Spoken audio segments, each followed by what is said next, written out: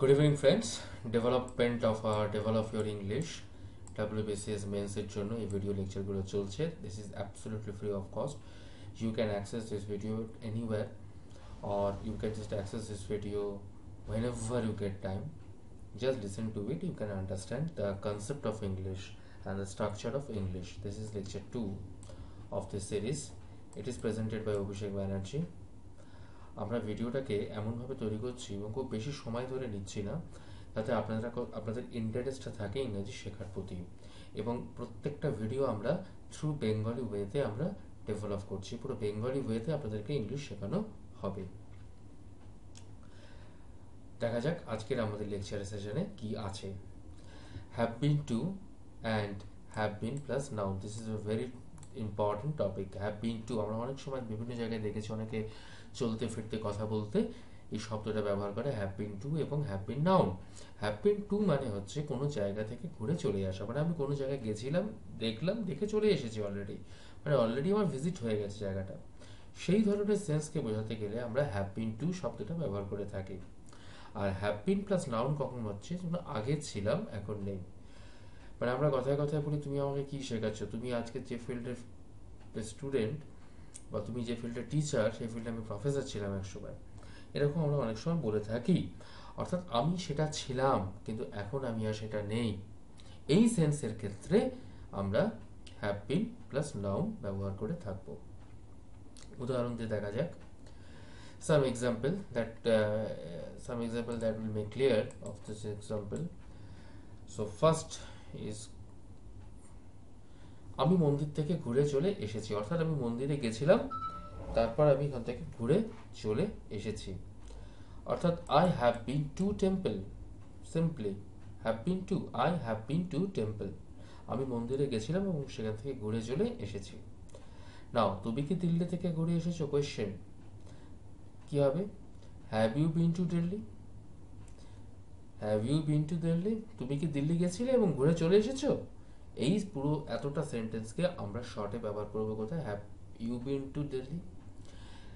ইংরাজিতে খুব শর্টে অনেক বড় কথা বলা যায়। যেমন আমি যদি বাংলায় বলি, আমি তোমার নাম আমার মনের মণিকোঠায় স্বর্ণাক্ষরে লিখে রাখবো, এই কথাটা এত উপমা দিয়ে যখন আমি বলছি, ইংলিশে যদি বলতে চাই একটা লাইনে হয়ে যায়, আই রিমেম্বার ইউ। ঠিক সেই জন্য ইংরাজিটাকে বলা হয় শপকিপার ল্যাঙ্গুয়েজ। এটা বলতেন নেপোলিয়ন বোনাপার্টে ব্রিটিশ জাতিকে বলতো এবং তাদের ভাষাকে বলতো ইটস আ শপকিপার ল্যাঙ্গুয়েজ।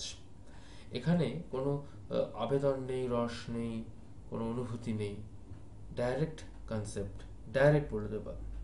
তাই এখানে দেখুন বাংলা শব্দটা ছিল, তুমি কি দিল্লি থেকে ঘুরে এসেছো, have you been to Delhi, complete. Next, তুমি কোথা থেকে ঘুরে আসছো, ঠিক আছে, মানে গেছিলে এবং ঘুরে আসছো, এই ধরনের সেন্স বা কনসেপ্টকে বোঝাতে আমরা লিখবো where have you been to, clear. Next, না আমি কলকাতায় গেছিলাম, কি হবে, no I have been to Kolkata, clear. না আমি কোথায় গেছিলাম, আমি কলকাতায় গেছিলাম, না এর জন্য no, comma I have been to Kolkata, মানে আমি কলকাতায় গেছিলাম, ঘুরে আবার ব্যাক করে চলে এসেছি বলি তো আমি কথা বলতে পারছি। মধু হসপিটাল থেকে ঘুরে এলো, কি হবে, মধু। এইবারে দেখুন যেহেতু এখানে ফার্স্ট পার্সন রয়েছে তাই হ্যাভ বসছে, এখানে ইউ এর সাথে হ্যাভ বসছে সেকেন্ড পার্সনের সাথে, কিন্তু থার্ড পার্সন সিঙ্গুলার নাম্বার মধু, তাই আমরা হ্যাভ এর পরিবর্তে হ্যাজটাকে বসাচ্ছি। তাই এটা হবে মধু হ্যাজ বিন টু হসপিটাল। আমরা প্রথমে বলেছিলাম আজকে আমরা শিখবো হ্যাভ বিন টু এবং হ্যাভ বিন প্লাস নাউন। কনসেপ্টটা এক, হ্যাভ বিন, কিন্তু যদি থার্ড পার্সন সিঙ্গুলার নাম্বার হয় তখন আমরা কখনোই হ্যাভ বসাতে পারবো না, সেটা আমাদের হ্যাজ বসাতে হবে। Next, some example to make it clear, has been plus noun. এখানে কি করে হয় দেখা যাক এবার। আমি অধ্যাপক ছিলাম, কি হবে, আই হ্যাভ বিন প্রফেসর। এবার যদি বলে আমার বাবা একসময় এমএলএ ছিল, জিজ্ঞেস করতে পারে, তো তোমার বাবা কি ছিল রে, আমার বাবা একসময় এমএলএ ছিল কিন্তু এখন নেই। একসময় এমএলএ ছিল কিন্তু এখন নেই, সেই সেন্সে ব্যবহার করছে কি, my father has been an MLA, clear. একসময় এমএলএ ছিল কিন্তু নেই, তাই শব্দটা ব্যবহার করা হচ্ছে কি, হ্যাজ বিন, আর an MLA this is the noun, তাই has been plus noun. Next, তোমার মা তো মেডিকেলে নার্স ছিল, কি হবে? Your mother has been nurse in medical. দেখুন এই হ্যাজ বিন, তাতে প্লাস কি হচ্ছে, দেখুন nurse, nurse is a noun, তাহলে has been plus noun. Next, সে একজন ক্রিকেটার ছিল, এখন কিন্তু আর ক্রিকেটার নেই। একসময় সে ক্রিকেটার ছিল কিন্তু এখন আর নেই। He has been a cricketer, has been plus noun. Clear? Next, সে একসময় ইতিহাস বইয়ের লেখক ছিলেন, কি হবে? Once he has been a writer of history book. এই ওয়ান্স শব্দটা